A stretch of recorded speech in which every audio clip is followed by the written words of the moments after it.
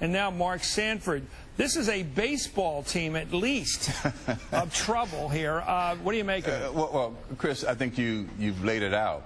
Infidelity doesn't have a party uniform. It goes. It happens in both parties.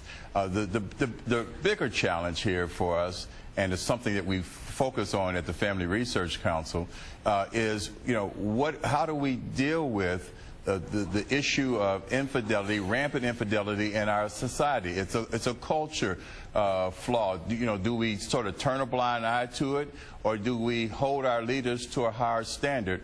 And I think what Mark realized today is that he has a leadership position, and he's held to a higher standard. And anything else would be pure hypocrisy. Well, it seems even more complicated than that. Well, we'll get to that. I mean, you've got a couple of fellows in your party, Larry Craig and who's the other one? Foley, that were involved in gay relationships, which broke the law, or broke certainly their ethical roles as members of Congress with regard to interns. So, Chris, it's very complicated here. Would you have the party abandon its platform of being supportive of traditional marriage? Would you say that because Republicans have engaged in abortion, that we should no longer be the standard bearer for the pro-life ethic? We are a party that takes reasonable and reasoned positions, and we hold our leaders to those standards. And you're going to have fallout. We're not a perfect party, but we must believe that our leaders are perfectible and that our leaders are capable of living good and decent and respectable lives. So you're not really guilty of sending out Hallmark cards to define your party? You're not claiming to be better than anybody else, is what you're saying.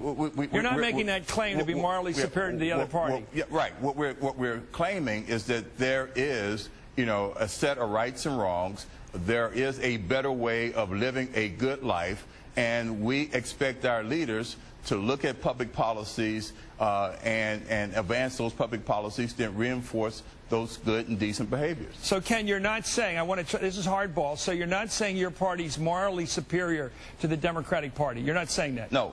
What I'm saying is that our... Oh, wait a minute. Are you saying your party is morally superior to the Democratic Party? Or answer the question. Let me tell you what I'm saying in answer to your question. I am saying that our party platform has policy positions that we hold dear and that we expect our leaders to follow. We think that those positions, those policy positions, that platform is a platform that is right for America, and we wouldn't be an opposition party if we didn't. Well, why can't you answer the question? Is your party morally superior to the other party? In the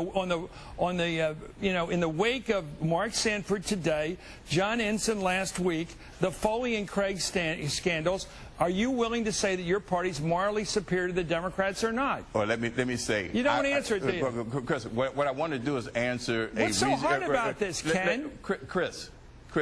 One, what I am saying is that I think that the Republican Party platform and those standards are the better platform, and the standards that more accurately reflect what will keep America moving into the future. But you're not, just to make it easy, I will lead the witness. Nation. But you're not saying your party, based upon recent evidence, is morally superior to the Democratic Party. You're not saying that. No, well, I'm not saying that Republicans as human beings are morally superior. Okay, that's all I want to get to. Thank you, sir.